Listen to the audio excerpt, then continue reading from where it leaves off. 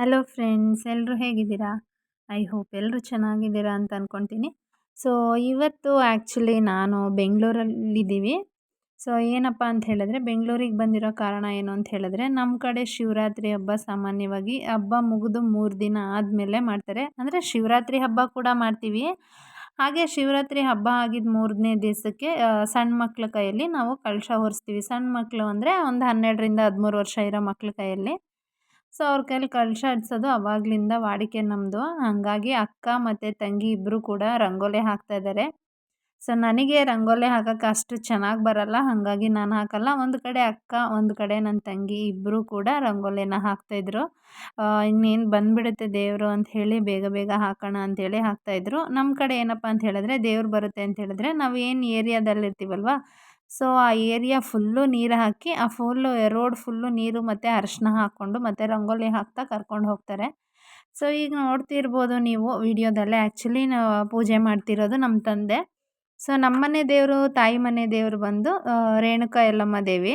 ಈ ಶಿವರಾತ್ರಿ ಹಬ್ಬದ ಆಗಿ 3 ದಿನಕ್ಕೆ ಕಲಶ ಹೊರಿಸ್ತೀವಿ. ಹಾಗಾಗಿ ಇವ್ರನ್ನ ಕೂಡ ನಾವು ಸೌದತ್ತಿಯಿಂದ ಕರೆಸ್ತೀವಿ. ಇನ್ನೇನು ದೇವ್ರು ಕೂಡ ನಮ್ಮ ಮನೆ ಹತ್ರ ಬಂತು. ದೇವರು ಅಂತ ಹೇಳಿದ್ರೆ 3 ಜನದ ಕೈಲಿ ಕಲಶ ಹೊರಿಸ್ತೀವಲ್ವ, ಆ ಮಕ್ಳ ಕೈಯಲ್ಲಿ 3 ಜನ ಮಕ್ಕಳು ಕಲಶ ಎತ್ಕೊಂಡ್ಬಂದಿದ್ದಾರೆ. ಇನ್ನೊಬ್ಬರು ದೊಡ್ಡವರಿದ್ದಾರೆ, ಅವರು ಯಲ್ಲಮ್ಮನ ಮುಖವಾಡ ಇಟ್ಕೊಂಡಿರ್ತಾರೆ. ಅವರು ಕೂಡ ಅಲ್ಲಿ ನೋಡ್ತಿರ್ಬೋದು ನೀವು ಈ ವಿಡಿಯೋದಲ್ಲಾಗಲೇ, ಅವ್ರಿಗೂ ಕೂಡ ದೇವರು ಬರ್ತಾಯಿತ್ತು. ಹಾಗೆ ಈ 3 ಮಕ್ಕಳಲ್ಲಿ ನಾವು ಯಾಕಪ್ಪ ಕಲಶ ಹೊರಿಸ್ತೀವಿ ಅಂತ ಹೇಳಿದ್ರೆ, ಈ 3 ಮಕ್ಕಳಿಗೆ ಒಬ್ಬರ ಪೈಕಿ ಯಲ್ಲಮ್ಮ ಬರುತ್ತೆ ಅನ್ನೋದು ನಮ್ಮ ವಾಡಿಕೆ. ಇದು ಅವಾಗಲಿಂದ ಕೂಡ ನಾವು ನಡ್ಕೊಂಬಂದಿದ್ದೀವಿ, ಹಾಗಾಗಿ ಇದು ನಡಿತೀವಿ. ಇವತ್ತಿನ ದಿವಸ ನಾವು ಉಪವಾಸ ಇರ್ತೀವಿ ಫುಲ್ಲು. ಸೊ ಫುಲ್ಲು ಉಪವಾಸ ಇದ್ದು ಪೂಜೆ ಮಾಡ್ತೀವಿ. ನಮ್ಮ ಮನೇಲಿ ಇನ್ನು ದೇವಸ್ಥಾನದಲ್ಲಿ ಪೂಜೆ ಆಗಿ ಅಲ್ಲಿ ಏನಾದರೂ ಕೊಡೋವರೆಗೂ ಅಲ್ಲೇ ಇರ್ತೀವಿ. ಪಾಪುನ ಋತ್ವಿಕ್ನ ಅಮ್ಮ ಎತ್ಕೊಂಡಿದ್ರು. ಹಾಗೆ ರಿತಿಕ್ಷಾ ಮತ್ತು ನಮ್ಮ ಯಜಮಾನ್ರು ಇನ್ನೂ ಬಂದಿರಲಿಲ್ಲ. ಯಾಕೆ ಅಂತ ಹೇಳಿದ್ರೆ ನಾನು ಉಪವಾಸ ಇರ್ತೀನಲ್ಲ, ಹಾಗಾಗಿ ನಾನು ಬೇಗ ಬಂದೆ. ಅವ್ರ ಜೊತೆ ಕಾರಲ್ಲಿ ರಿತಿಕ್ಷನ್ ಸ್ಕೂಲ್ ಮುಗಿಸ್ಕೊಂಡು ಕರ್ಕೊಂಬರೋದಾದರೆ ಲೇಟ್ ಆಗುತ್ತೆ ಅಂಥೇಳಿ ನಾನು ಬೆಳಗ್ಗೆ ಟ್ರೈನಲ್ಲಿ ಬೇಗ ಬಂದುಬಿಟ್ಟಿದ್ದೆ. ಸೊ ಪೂಜೆನೂ ಸ್ಟಾರ್ಟ್ ಆಗಿತ್ತು. ಅವ್ರು ಆ್ಯಕ್ಚುಲಿ ಬರೋ ಅಷ್ಟರಲ್ಲಿ ನೈಟ್ 10 ಗಂಟೆ ಆಗಿತ್ತು. ಇದರಲ್ಲಿ ಇನ್ನು ನಮ್ಮ ದೊಡ್ಡಕ್ಕ ಕೂಡ ಒಬ್ಬಳು ಮಿಸ್ಸಿಂಗ್ ಆಗಿದ್ದಾಳೆ. ನಾವು 3 ಜನ ಇದ್ದೀವಿ. ಸೊ ನಾವು 3 ಜನ, ನಾನು, ನಮ್ಮ ಅಕ್ಕ ಮತ್ತು ನನ್ನ ತಂಗಿ. ಅಮ್ಮ ಪಾಪುನ ಎತ್ಕೊಂಡಿದ್ರು. ಇಲ್ಲೇ ನಾವು 3 ಜನ ಮಕ್ಕಳಿಗೆ ಕಾಲು ತೊಳೆದು ಅರಿಶಿನ ಕುಂಕುಮ ಎಲ್ಲ ಇಟ್ಟು ಅವ್ರಿಗೆಲ್ಲ, ಮತ್ತು ಸೈಡಲ್ಲಿ 3 ಜನ ಮಕ್ಳಿಗೂ ಅರಿಶಿನ ಕುಂಕುಮ ಎಲ್ಲ ಹಾಕಿ, ಮತ್ತು ದೊಡ್ಡವ್ರು ಬಂದಿದ್ರಲ್ವ ಅವ್ರಿಗೂ ಕೂಡ ಆರತಿ ಮಾಡಿ, ನಾನು, ನನ್ನ ತಂಗಿ, ನಮ್ಮ ಅಕ್ಕ 3 ಜನನೂ ಕಾಲು ತೊಳೆದು ಎಲ್ಲ ಪೂಜೆ ಮಾಡಿ, ಸೊ 3 ಜನಕ್ಕೂ ಒಂದೊಂದು ಮಗುಗೂ ಕೂಡ ಸಪ್ರೇಟಾಗಿ ಅರಿಶಿನ ಕುಂಕುಮ ಎಲ್ಲ ಇಟ್ಟು ಅವ್ರ ಪಾದ ಪೂಜೆ ಮಾಡಿಕೊಂಡು ಅವ್ರಿಗೆಲ್ಲ ಆರತಿ ಬೆಳ್ಕೊಂಡು ಬರ್ತೀವಿ ಇಲ್ಲಿ. ಈಗ ನೀವು ನೋಡ್ತಿರ್ಬೋದು ನಮ್ಮ ತಂದೆ ಕೂಡ ಪೂಜೆ ಮಾಡ್ತಾಯಿದ್ದಾರೆ.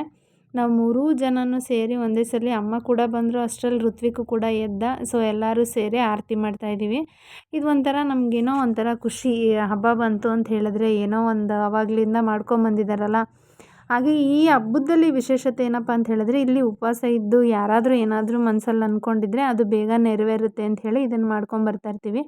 ಈಗ ಎಲ್ಲರೂ ಒಟ್ಟಿಗೆ ಸೇರಿ ಪೂಜೆ ಮಾಡ್ತಿರ್ತೀವಿ. ಆ ಮಕ್ಕಳನ್ನ ನೋಡೋದಕ್ಕೆ ಏನೋ ಒಂಥರ ಖುಷಿ ಅದು. ಒಂದು ದೇವರೇ ಬಂದಿದ್ದಾರೇನೋ ಅನ್ನೋ ರೇಂಜಲ್ಲಿ ಅದು ಕಾಣಿಸ್ತಾ ಇರುತ್ತೆ ನಮಗೆ. ಆ ಮಕ್ಕಳು ಕೂಡ ಇದರಲ್ಲಿ ಉಪವಾಸ ಇರ್ತಾರೆ, ಯಾರೂ ಏನೂ ತಿನ್ನಲ್ಲ. ಹಾಗೆ ಮಕ್ಕಳು ಮಾತ್ರ ಅವ್ರಿಗೇನಾದರೂ ಆಗಲ್ಲ ಅಂತ ಹೇಳಿದ್ರೆ ಅವ್ರಿಗೆ ಹಣ್ಣು ಕೊಡ್ತೀವಿ ನಾವು. ಸೊ ಮಕ್ಳಿಗೆ ಹಣ್ಣು ಕೊಟ್ಕೊಂಡು ಒಂದು ದಿನ ಮೇಂಟೈನ್ ಮಾಡ್ತೀವಿ. ನಾವು ಕೂಡ ಏನಾದರೂ ಬೇಕು ಅಂತ ಹೇಳಿದ್ರೆ ಹಣ್ಣು ತಿಂತೀವಿ ಅಷ್ಟೇ, ಬಟ್ ಊಟ ಏನೂ ಮಾಡಲ್ಲ.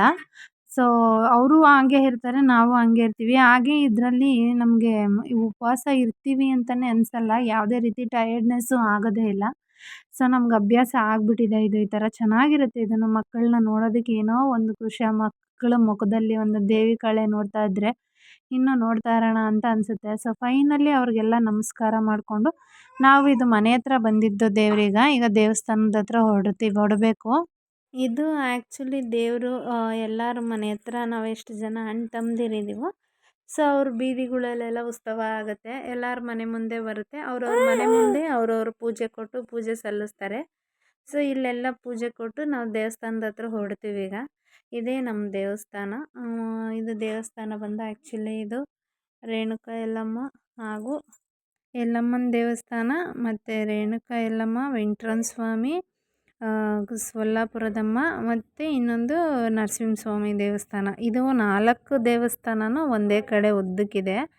ನಮ್ಮ ತಾತ ಅವರು ಮತ್ತು ನಮ್ಮ ಅಜ್ಜಿಯವರು ಇದ್ದಾಗಲಿಂದನೂ ಈ ದೇವಸ್ಥಾನ ಒಂದ್ರ ಪಕ್ಕ ಒಂದು ಉದ್ದಕ್ಕಿರುತ್ತೆ.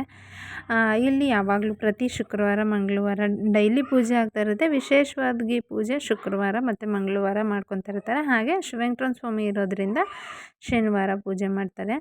ಈಗ ಆ ಕಡೆ ನೀವು ವಿಡಿಯೋದಲ್ಲಿ ನೋಡ್ತಾ ಇದ್ದೀರಾ, ಆ ಸೈಡ್ ಯಾರ್ಯಾರು ಅರ್ಶಿನ ಕಲರ್ ಸ್ಯಾರಿ ಹಾಕ್ಕೊಂಡು ಕೂತಿದ್ದಾರಲ್ಲ, ಸೊ ಆ ಸೈಡ್ ಕೂತಿರೋರೆಲ್ಲರೂ ಉಪವಾಸ ಇರೋವಂಥವ್ರು. ಸೊ ಉಪವಾಸ ಇರೋರನ್ನೆಲ್ಲ ಒಂದು ಸೈಡ್ ಕೂತ್ಕೊತೀವಿ ನಾವು.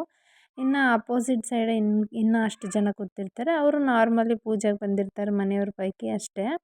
ಸೊ ಇಲ್ಲಿ ಒಂದು ತ್ರಿಶೂಲ ಇದೆ. ಆ ತ್ರಿಶೂಲದ ಮುಂದೆ ಈ ಶಿವರಾತ್ರಿ ಹಬ್ಬಕ್ಕೆ ಈ ಉಪವಾಸ ಇರೋ ದಿನ ಇನ್ನೊಂದು ವಿಶೇಷತೆ ಏನಪ್ಪ ಅಂತ ಹೇಳಿದ್ರೆ, ಅವರೆಕಾಳನ್ನ ಬೇಯಿಸಿರ್ತಾರೆ. ಅದು ಉಪ್ಪು ಹಾಕ್ದಿರನೇ ಬೇಯಿಸಿರ್ತಾರೆ ನಮ್ಮ ಕಡೆ. ಅದು ಆವಾಗಲಿಂದ ನಡ್ಕೊಂಬಂದಿದ್ದಾರೆ. ಅದನ್ನು ಬೇಯಿಸಿರೋದನ್ನು ತ್ರಿಶೂಲದ ಮುಂದೆ ಮತ್ತು ಯಲ್ಲಮ್ಮ ದೇವರಿದೆಯಲ್ಲ, ಸೊ ಆ ದೇವ್ರ ಮುಂದೆ ಇಟ್ಟು ಪೂಜೆ ನಡೆಸ್ತಾ ಇದ್ದಾರೆ. ಈ ಪೂಜೆ ಮಾಡ್ತಿರೋರು ಈಗ ನಮ್ಮ ಅಣ್ಣ ಅಂದರೆ ಆ್ಯಕ್ಚುಲಿ ನಮ್ಮ ತಾತ ಮತ್ತು ಅವ್ರ ತಂದೆ ಅಣ್ಣ ತಮ್ಮಂದಿರು, ಅವ್ರ ಮಕ್ಳ ಪೈಕಿ ಒಬ್ಬರು ನಮ್ಮ ಮನೇಲಿ ನಮ್ಮಪ್ಪ. ಸೊ ಇವರೇ ಆವಾಗ ದೇವಸ್ಥಾನಕ್ಕೆ ಪೂಜೆ ಮಾಡ್ಕೊಂಬರ್ತಾ ಇರೋದು. ಈ ಉಪವಾಸ ಇರೋರನ್ನೆಲ್ಲ ಒಂದು ಸೈಡ್ ಕೂತಿರ್ತಾರೆ. ಇಲ್ಲಿ ಉಪವಾಸ ಇರೋರ ಕೈಯಲ್ಲಿ ಅಲ್ಲೇನು ಮಡಿಕೆಯಲ್ಲಿ ಇವಾಗ ಮಕ್ಳ ಕೈಯಲ್ಲಿ ಕಲಶ ಎತ್ತಿರ್ತಾರಲ್ಲ, ಅದರಲ್ಲಿ ಆ್ಯಕ್ಚುಲಿ ಕಲ್ಲು ತೀರ್ಥ ಅಂತ ತರಿಸಿರ್ತಾರೆ. ಸೊ ಆ ತೀರ್ಥನ ನಾವು ಉದೋ ಎಲ್ಲಮ್ಮ ಅಂತ ಮಾಡಿ ಅದನ್ನು ಬಿಟ್ಟ ಮೇಲೆ ನಮಗೆ ಅದು ಕಂಪ್ಲೀಟ್ ಆಯಿತು ಪೂಜೆ ಅಂಥೇಳಿ. ಈಗ ಅವ್ರ ಹತ್ರ ಕಲಶ ಇಳಿಸೋವರೆಗೂ ಅಲ್ಲಿ ಏನೇನಿದೆ ಅದೆಲ್ಲ ಇಟ್ಟು ಪೂಜೆ ಮುಗಿಸ್ತಾ ಇದ್ದಾರೆ. ಪೂಜೆ ಅಂತೂ ತುಂಬ ಚೆನ್ನಾಗಿ ನಡೀತಾ ಇರುತ್ತೆ. ನೀವು ಮುಂದೆ ವಿಡಿಯೋದಲ್ಲಿ ನೋಡ್ತೀರ, ದೇವರು ಎಷ್ಟು ಚೆನ್ನಾಗಿ ಕಾಣ್ತಾ ಇರುತ್ತೆ ಅಂದರೆ ಅದನ್ನು ನೋಡೋದಕ್ಕೆ 2 ಕಣ್ಣೇ ಸಾಲದು. ಅಷ್ಟು ಚೆನ್ನಾಗಿ ನಡ್ಕೊಂಬರ್ತಾರೆ, ಅಷ್ಟು ಚೆನ್ನಾಗಿ ಪದ ಎಲ್ಲ ಹೇಳ್ಕೊಂಡು ಯಲ್ಲಮ್ಮ ತಾಯಿನೆಲ್ಲ ಬರಮಾಡ್ಕೊತಾ ಇರ್ತಾರೆ ಅವರು. ಸೊ ಅದು ತಾಯಿನ ಬರಮಾಡ್ಕೊಳೋ ರೀತಿಯೇ ಒಂದು ಖುಷಿ, ಚೆನ್ನಾಗಿರುತ್ತೆ ನೋಡೋದಕ್ಕೆ. ಸೊ ಉಪವಾಸ ಇದ್ದು ಈ ಥರ ಪೂಜೆ ಮಾಡೋದು ಯಾವುದೇ ರೀತಿ ಟಯರ್ಡ್ ಅನಿಸಲ್ಲ ಗೊತ್ತಾ, ಅಷ್ಟೂ ಚೆನ್ನಾಗಿರುತ್ತೆ. ಈಗ ಮಕ್ಕಳ ತಲೆ ಮೇಲೆ ಇರೋ ಕಲಶ ಎಲ್ಲ ಇಳಿಸಿ ಎಲ್ಲರೂ ಮಕ್ಕಳಿಗೆ ನಮಸ್ಕಾರ ಮಾಡ್ಕೊತೀವಿ. ಸೊ ಫೈನಲಿ ಅದನ್ನೇನು ಇಳಿಸಿರ್ತೀವಲ್ಲ ಅದನ್ನೆಲ್ಲ ಅಲ್ಲಿ ಅದೇ ದೇವ್ರ ಮುಂದೆ ಇಟ್ಟು, ಸೊ ಆ ಮಕ್ಕಳನ್ನ ಲಾಸ್ಟ್ ಅಲ್ಲೇ ಕೂರಿಸಿರ್ತೀವಿ ನಾವು. ಯಾಕೆಂದರೆ ಪಾಪ ಮಕ್ಕಳು ಬೆಳಗ್ಗೆಯಿಂದ ಉಪವಾಸ ಇದ್ದು ಸುಮಾರು 5 ಗಂಟೆಯಿಂದ ರಾತ್ರಿ 9:30 10 ಗಂಟೆವರೆಗೂ ಎಲ್ಲ ಬೀದಿಗಳಲ್ಲೂ ಮೆರವಣಿಗೆ ಹೋಗಿ ಅವರು ಮಕ್ಕಳಿಗೆಲ್ಲ ಸುಸ್ತಾಗಿರ್ತಾರಲ್ವ, ಹಾಗಾಗಿ ಅವ್ರನ್ನ ಕಲಶ ಇಳಿಸಿ ಫಸ್ಟ್ ಅವ್ರನ್ನ ಒಂದು ಕಡೆ ಕೂರಿಸ್ಬಿಟ್ಟಿರ್ತೀವಿ. ಈಗ ಏನು ಅವ್ರ ಹತ್ರ ನಾವು ಕಲಶ ಇಳಿಸಿದ್ದೀವಲ್ವ, ಅದೇ ಕಲಶನ ನೀವು ವಿಡಿಯೋದಲ್ಲಿ ನೋಡ್ತಿರ್ಬೋದು. ಸೊ ಮುಂದೆ ಇಟ್ಟಿರ್ತೀವಿ ನಾವು. ಆ 3 ಜನ ಮಕ್ಕಳ ತಲೆ ಮೇಲಿರೋವಂಥ ಕಲಶನ ತೆಗೆದು ಮುಂದೆ ಇಟ್ಟು ಅದಕ್ಕೆ ಪೂಜೆ ಮಾಡ್ತೀವಿ ನಾವಿವಾಗ. ಈ ಪೂಜೆ ಮಾಡಿದ್ದ ನೀರನ್ನ ಮತ್ತೆ ನಮಗೆಲ್ಲರಿಗೂ ಹಾಕೋವರೆಗೂ ಒಂದು 1/2 ಅವರಿಂದ ಹಿಡಿದು ಒಂದು 2 ಅವರ್ಸ್ ಆಗುತ್ತೆ. ಅಲ್ಲಿವರೆಗೂ ಅವ್ರು ಏನೇನೋ ತುಂಬ ನಾವು ವಿಡಿಯೋದಲ್ಲಿ ನಿಮಗೆ ತೋರಿಸ್ಬೋದು. ವಿಡಿಯೋದಲ್ಲಿ ತೋರಿಸೋದು ಆ್ಯಕ್ಚುಲಿ ಶಾರ್ಟಾಗಿ ತೋರಿಸ್ಬೋದು, ಬಟ್ ಅದು ಕಂಪ್ಲೀಟ್ ಪ್ರೊಸೆಸ್ಸೇ ಬೇರೆ ಇರುತ್ತೆ. ಕೆಲವೊಂದನ್ನು ವಿಡಿಯೋ ಮಾಡೋಂಗಿಲ್ಲ, ಅಂದರೆ ದೃಷ್ಟಿ ತೆಗೆಯೋಂಥದ್ದಾಗಲಿ ಅಥವಾ ಆ ಮಕ್ಕಳಿಗೆ ಎಲ್ಲ ಮತ್ತು ದೇವಸ್ಥಾನದ ಮುಂದೆ ದೃಷ್ಟಿ ತೆಗೆಯೋದು, ಈ ಥರ ಯಾವುದೇ ಒಂದು ವಿಡಿಯೋಸ್ನ ನಾವು ಮಾಡೋಂಗಿಲ್ಲ. ಹಾಗಾಗಿ ಅವ್ರು ಪೂಜೆ ಸ್ಟಾರ್ಟ್ ಆದಾಗಲೇ ಹೇಳಿಬಿಟ್ಟಿರ್ತಾರೆ, ಕೆಲವೊಂದು ವಿಡಿಯೋಸು ಅಲೋ ಇರೋಲ್ಲ. ಅದು ನಾವು ಕೂಡ ತೆಗಿಯೋಕ್ಕೆ ಹೋಗಲ್ಲ. ಯಾಕೆಂತ ಹೇಳಿದ್ರೆ ಅದೇನಿರುತ್ತೆ ಅದನ್ನೇ ಪಾಲಿಸ್ಕೊಂಬಂದರೆ ನಮಗೂ ಒಳ್ಳೆಯದು, ಅವರಿಗೂ ಒಳ್ಳೆಯದಲ್ವಾ. ಹಾಗಾಗಿ ಅದನ್ನು ಕೆಲವೊಂದು ತೋರ್ಸೋಕ್ಕಾಗಲ್ಲ. ಪೂಜೆ ನಾವು ನೋಡೋದೇ ಬೇರೆ ದೃಷ್ಟಿ. ಈಗ ನೀವು ನೋಡ್ತಿರ್ಬೋದು ಯಲ್ಲಮ್ಮನ, ಅದು ಒಂದು ತೊಟ್ಲಿದೆ ಮಂಟಪ ಥರ, ಆ ತೊಟ್ಲಲ್ಲಿ ಕೂರಿಸಿ ಅದನ್ನು ತೂಗಿಸ್ತಾ ಇದ್ರೆ ಅದನ್ನು ನೋಡೋದೇ ಒಂದು ಖುಷಿ. ಅಷ್ಟೂ ಚೆನ್ನಾಗಿ ಕಾಣ್ತಾಳೆ ತಾಯಿ ಯಲ್ಲಮ್ಮ. ಸೊ ಆ ಯಲ್ಲಮ್ಮನ ನೋಡ್ತಾ ಇರ್ಬೋದು ನೀವು. ಅದು ತೂಗ್ತಾ ಇದ್ದರೆ ಅದೇನೋ ಒಂಥರ ಅದು ನೋಡೋದಕ್ಕೆ 2 ಕಣ್ಣು ಕೂಡ ಸಾಲದು. ಈಗ ಅಣ್ಣ ಪೂಜೆ ಮಾಡ್ತಾ ಇದ್ದಾನೆ.